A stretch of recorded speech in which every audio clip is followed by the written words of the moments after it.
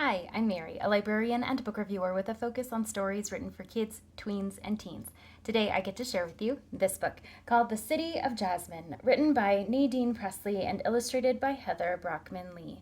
This is the story of a girl in which she remembers of her Damascus, from the smells and the sights and the sounds of the city to all of the feelings that are wrapped up in her memories. The city of Damascus comes alive in this book for readers, whether they've been there or not.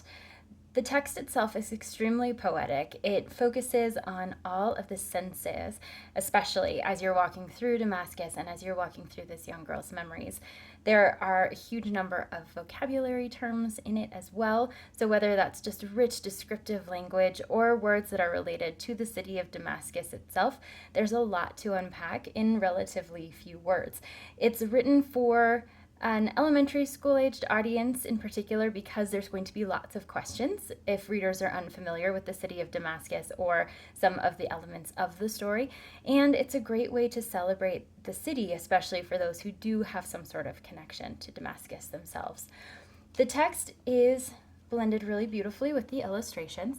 So as you go through the story, you see these really lovely detailed illustrations that bring the city of Damascus to life visually for the reader.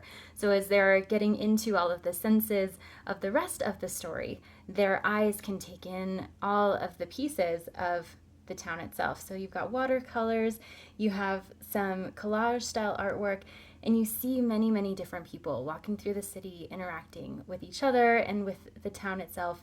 And because it is written for kind of an audience that's a little bit more patient with some of these details, the illustrations really do a nice job of connecting readers to lots of different elements of the city of Damascus. It steps right out of the page and into the mind of the reader.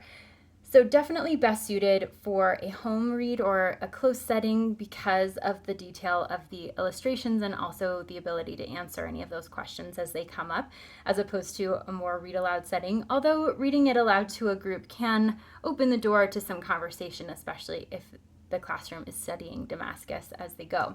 At the end, an author's note and some more information about Damascus is included, so that's helpful for readers who do want to know more, whether they're grown-ups or kids, and it's a great way to interact with multiple generations. So if you've got older readers with younger ones, they can have a better sense of all of the depth that's going into this story that isn't necessarily reflected in the text itself.